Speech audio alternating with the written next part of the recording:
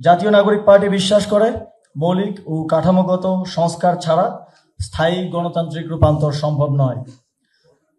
Second Republic কোনো slogan নয়, এটি একটি জবাবদিহিতামূলক, অন্তর্ভুক্তিমূলক ও মানবিক রাষ্ট্র প্রতিষ্ঠার অঙ্গীকার। সংগ্রামী উপস্থিতি, আমরা বাংলাদেশের রাজনীতির ইতিহাসে বাংলাদেশের নির্বাচনের ইতিহাসে অনেক ইশতেহার দেখে থাকি। একটা কমন বিষয় আমরা দেখি যে কিছু কিছু ক্ষেত্রে একটা বেঞ্চমার্ক স্টাবলিশ হয়ে গেছে যে আমাদেরকে শিক্ষায়, স্বাস্থ্যে জিডিপির 5% বরাদ্দের কথা বলতেই হবে। সেটা যতটুকু বাস্তব হোক কিংবা না হোক, আমরা সেটা ভেঙে বেরিয়ে আসতে চেয়েছি।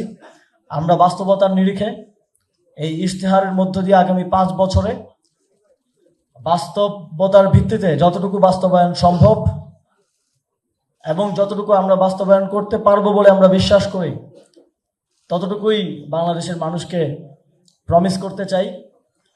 এবং আমরা কোনো অবাস্তব নাম্বার কিংবা কথা বলতে চাই না। আমাদের ট্যাক্স টু জিডিপি রেশিও 6.5 থেকে 7.5%-এর মধ্যে বর্তমানে আছে। আমরা যদি এখন কমিট করি যে আগামী 5 বছরের মধ্যে আমরা শিক্ষায় এবং স্বাস্থ্যে 5% ইচ করে বাস্তবায়ন করব, তাহলে সেটা অনেকটা অলিক শোনাবে এবং আমরাও বাংলাদেশে চলমান যেই রাজনৈতিক প্র্যাকটিস, কথা দিয়ে কথা না রাখতে পারার যেই ইশতেহার দিয়ে সেটা বাস্তবায়ন না করতে পারার যে প্র্যাকটিস, তার মধ্যে ঢুকে যাব। আমরা সেটা চাই না। এই ইশতেহার জনগণের সঙ্গে দীর্ঘ কথোপকথনের ফল। আপনারা জানেন, জুলাই পদযাত্রা থেকে শুরু করে আমরা দেশের পথে প্রান্তরে গিয়েছি, আমরা মানুষের কথা শুনেছি, মানুষ আমাদেরকে তাদের বক্তব্যগুলো দিয়েছেন, তাদের দাবিগুলো জানিয়েছেন।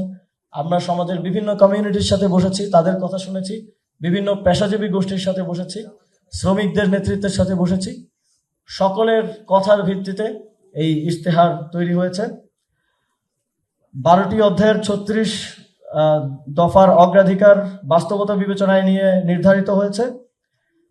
এনসিপি এবং এনসিপি সাথে যেই 11 দলীয় ঐক্য, সেই ঐক্য ক্ষমতায় গেলে আইন, নীতি ও প্রশাসনিক সংস্কারের মাধ্যমে এই অঙ্গীকার বাস্তবায়নে আমরা দায়িত্বশীল ভূমিকা পালন করব।